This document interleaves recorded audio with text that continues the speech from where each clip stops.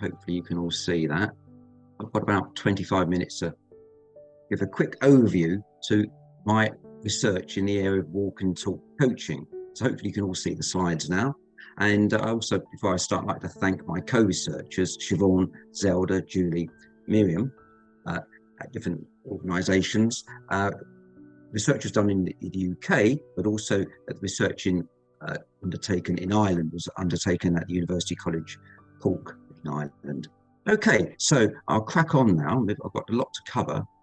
And today I'm going to talk about, I'm going to define eco-psychology, look at a short nature-based virtual literary activity that we're all going to get ready and do in a few minutes. So if you want to take part, and you won't be going outside your house or anything like that, or pop to your offices, but do get your pen and paper ready, because there's actually an activity we're going to do today as an experiment to see if nature-based activities actually work, even though you may be sitting in front of a computer screen.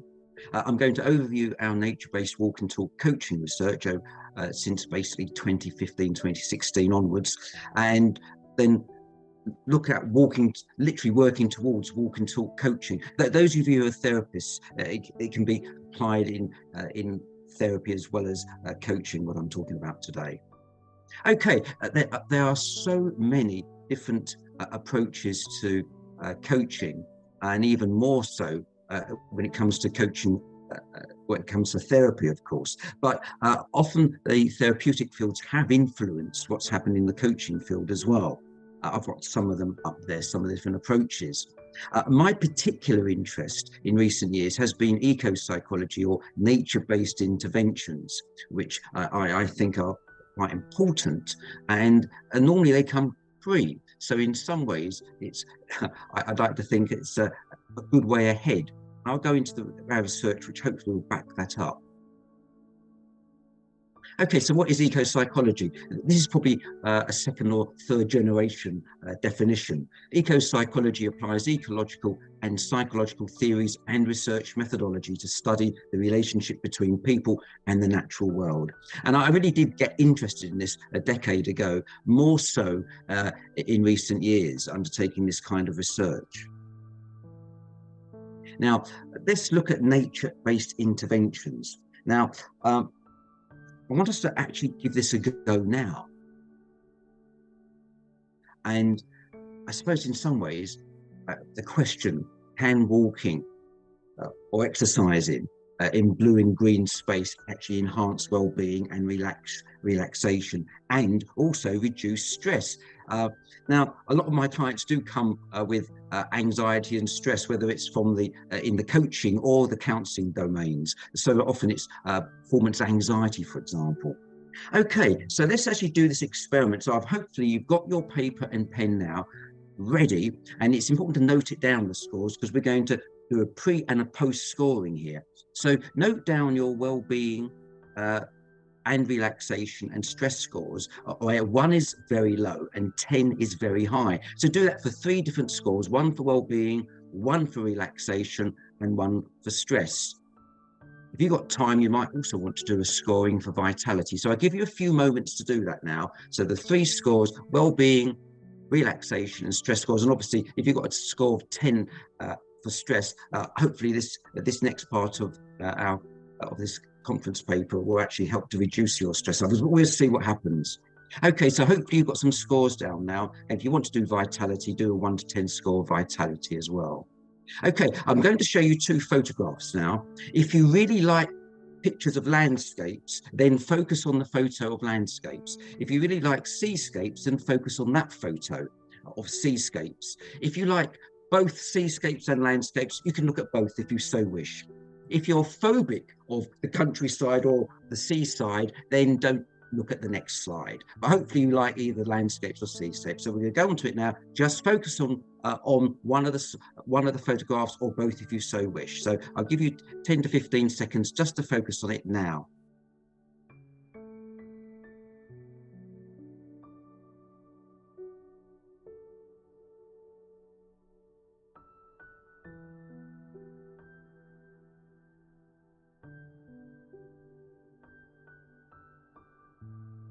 Okay, re-rate your well-being, relaxation and stress scores. And if you did a vitality score, re-rate that as well. So I'll give you a few moments to do that.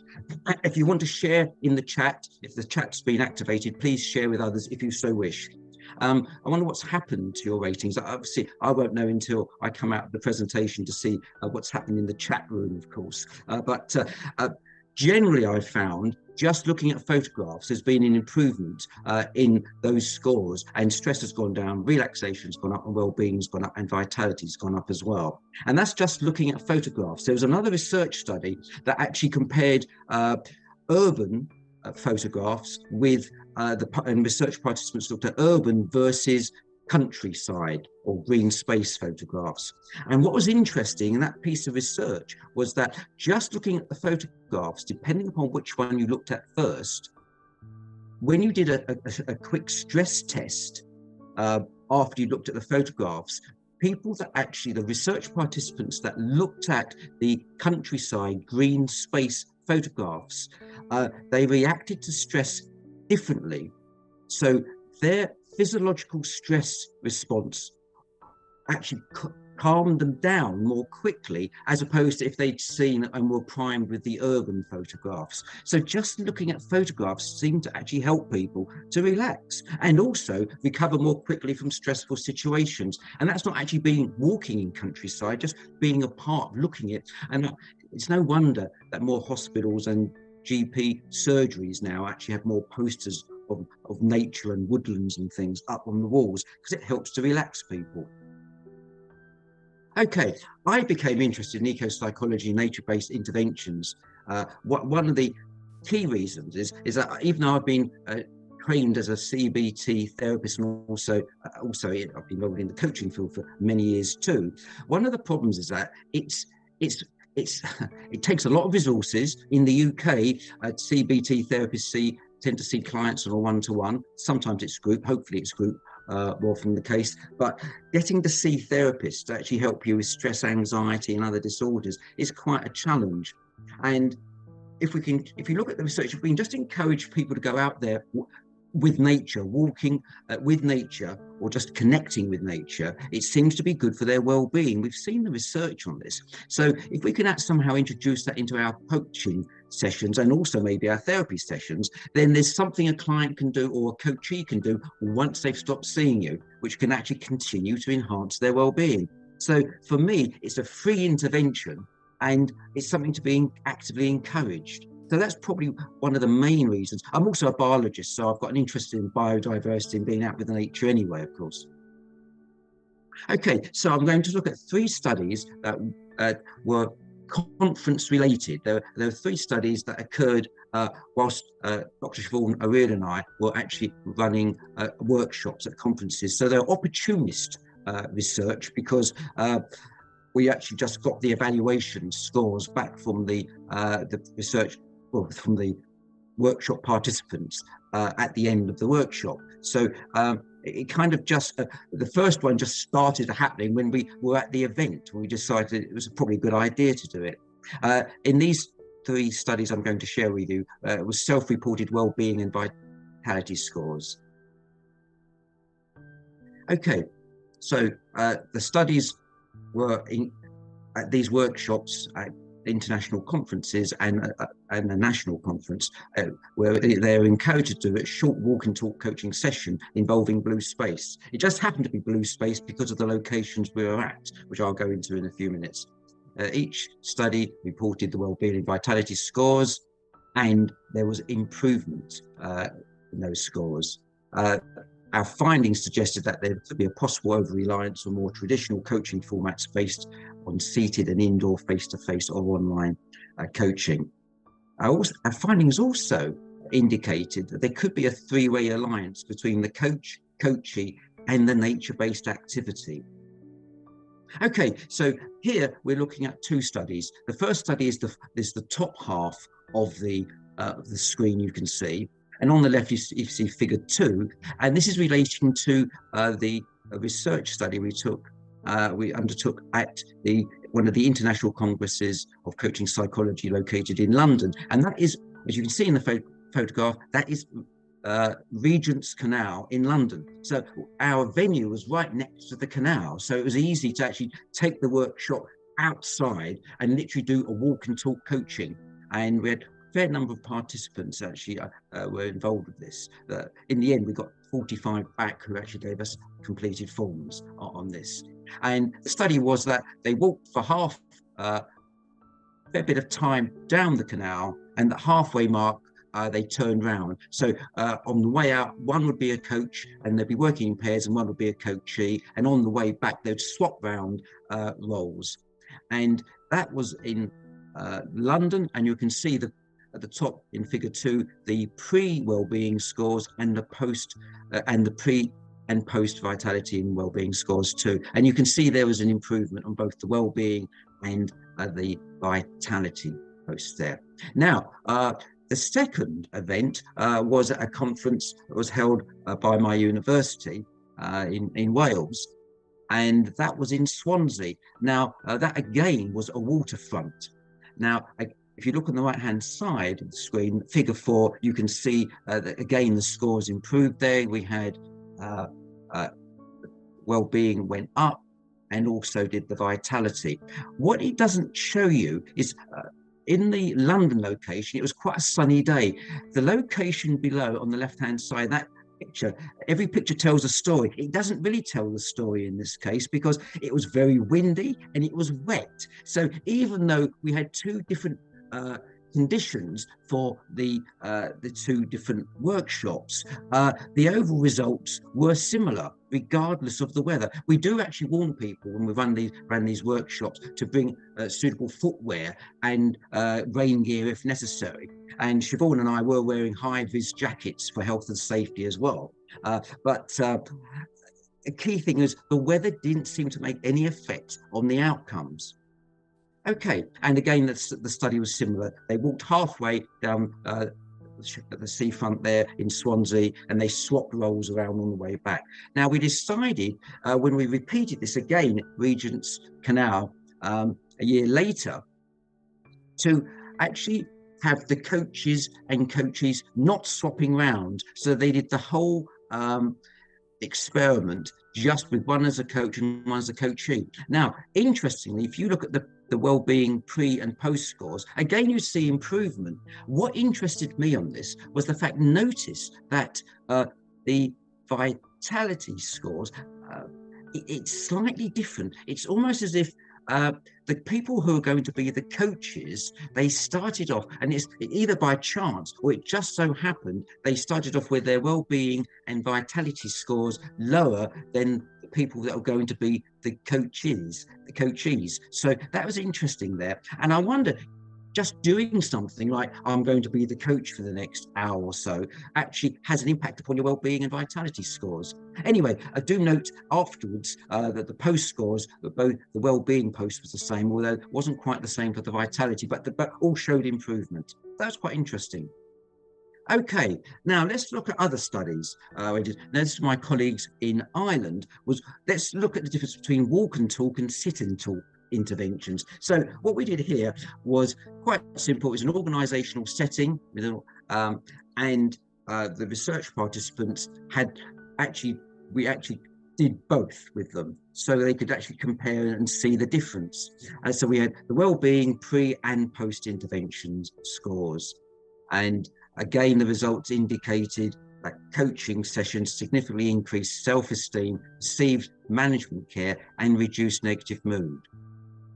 Notice this though, I'm including this, not everybody wanted to carry on with the walk and talk coaching. 50% definitely wanted to, they really liked it, but notice there was one person who didn't. So again, just because we are keen on walk and talk coaching doesn't mean our research participants and or people in the workplace do, for a whole variety of reasons. Okay, then sadly, COVID came along, and the impact around the world of COVID-19 was very bad, as we know.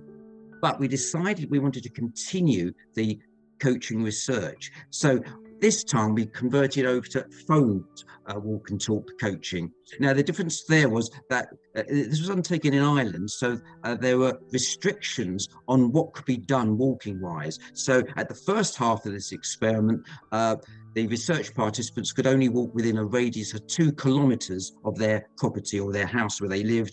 And the second part, or the later part of the research study, they could walk 5 kilometers. Coaching was delivered by a qualified coach who also did the walking as well with their mobile phone. And the sessions lasted between 1.5 sessions. Notice it was seaside areas. Now, normally I'd say seaside areas are blue space, but because it's not clear to me whether they're walking down a coast or close to a seaside area or the beach, it could be a mixture of both blue and green space. So the results, 5 themes arose. Enhanced energy, examples here, I felt a lot more energized at the end of these sessions. Enhanced thinking, walking brought more energy to my thinking and improved my mood. Enhanced mood, I always felt more positive. Goal setting, it helped me to identify key actions that need to be taken in order to get me to my goal. And feeling supported. That was interesting. It was wonderful to be able to have that kind of support and encouragement during such a stressful time and to focus on something I was very excited about. Interesting results there. Continuing the results, all participants found the coaching sessions to be either extremely or very effective at increasing their energy and mood, and most found these to be extremely or very effective at increasing their goal achievement and creativity. The coaching relationship was interesting. Despite not seeing face-to-face, it strengthened relationship was one of the quotes. So it still seemed to be very helpful, seen as helpful and supportive. Conclusions there, telephone walking coaching can be revitalizing, mood boosting and effective. In returning to the work in the office, we believe that hybrid organizations could use walking meetings, including telephone walking meetings, as an opportunity to increase employee well-being, innovation and creativity, and productivity. Come on to creativity a bit later. Future research should be conducted to examine the guidelines for training programs incorporating coaching outdoors, and maybe even counseling programs. I want to look at one particular case study with my client, one of my clients here. And when I do walk and talk coaching with the phone, I like to have a safe space. So this is outside my house, actually. It's quite flat and safe. It's on a level, or a slight slope, but it's quite safe walking around there if I'm using one of my selfie sticks whilst walking. And notice what the client's saying here. And she was out there with her mobile phone in her locality. I was more aware of my surroundings outside phone screen. I felt I was doing something positive for my well-being. A 1 hour walk outside, sense of being embedded with the wider picture. It helped with taking issues not so seriously, getting out of the narrowness of my usual thinking. At another session with this client, I asked her to take a photograph of where she was walking, and this is now walking in blue space. As you can see, definitely blue space. She was actually on the beach, and it was very calm sea. So again, it was safe for her to have her video camera on as whilst walking with me, quite safe. And notice what she says this time: having a coaching session walking via Zoom outside near the sea and on the beach was invigorating. Seeing the sea beyond the phone literally opened up the horizon. It made me care less about work.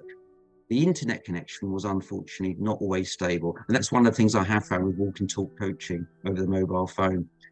One of the things I've found with my clients, if they're walking, whether it's in the countryside, maybe on a hill, or maybe on the beach, at the seaside, on the seashore, if they've got a view to the horizon, for some reason it tends to put their problems into some kind of perspective. And this is, I think, very important. It almost like de-awfulizes the situation for them when they just look into the distance. The other thing that I've noticed is that it seems to help creativity, this walk and talk coaching. And if they've got a real problem, I'm seeing a person for coaching, got a real problem, and they really need a creative answer and they can't come up with it, I suggest maybe a walk and talk coaching session, as it does seem to improve and enhance creativity. Okay. I'll quickly go through some of the issues. I'm aware of the time. There's so many things to consider when you do walk and talk coaching yourselves, if you decide to do it, or walk and talk, maybe therapy for those of you who are therapists. Be prepared. I think this is so important. Don't do it just off on the off chance. Top priority is health and safety, so contracting accordingly. And if you're doing walk and talk with the person as opposed to over to a mobile phone, always take a mobile phone in case of an emergency occurring. For purposes of health and safety, when walking together, I always suggest to my clients, when we look forward, if we're walking together and looking at each other, then if you're in the countryside, you can kind of, it's easy to fall over if you're not really focusing on the terrain. Also, I think the other thing to bear in mind is the fitness of your client when you're actually doing walk and talk coaching. I always say check your insurance policy to make sure you can to do this as well. Confidentiality, I always discuss beforehand. If it just so happens we're going to meet somebody one of us knows, what would we like to say and how we deal with that. Check the weather. Any weather's suitable generally if you're wearing the right clothes and boots and things, but always check the weather conditions. Sometimes it's better to do it indoors as you do normally. Certainly check the footwear. On sunny days, obviously on wet days, you might think take the umbrella, but on sunny days, sun hats may also be important too. Plan the routes. If you're going to use busy pavements in the city and crossing roads, that is probably not so helpful for walk and talk coaching. You have to really concentrate what's going on there. And if the client's upset at the end of the session, remind them not to drive until they're feeling calmer. I also do solution-focused cognitive behavioural coaching and may use forms, ABC forms and worksheets. These can be a bit problematic. So if you're doing walk and talk coaching, if you really think you're going to need to use them, you're going to have to plan how you're going to use them, and maybe using a clipboard or where you're going to sit down on a bench or something like this. You have to really think these things through. And a few other points there. Still remember, if you're eliciting, if you're doing cognitive behavioural work, eliciting too many thoughts and you're not writing them down, it's going to be a bit of a challenge for yourself and maybe the client. So maybe just pick on one or two thoughts to work on, or maybe performance interfering thoughts to work on at a time. The scoring is still carry on doing the scaling at the beginning, at the end, so the client can actually see the benefits of the walk and talk coaching. And then with permission, so for supervision purposes, you can still record the supervision for the sessions, but it's very difficult recording outside. You find it, again, it's very windy at times, and it's very difficult to record, I found. I've done the references here, so if you actually want me to send you references or actually links to the articles I've been talking about today, please send me an email to that address there, stephen.palmer@coachingpsychology.1, and I'll send you all the links and the references, etc.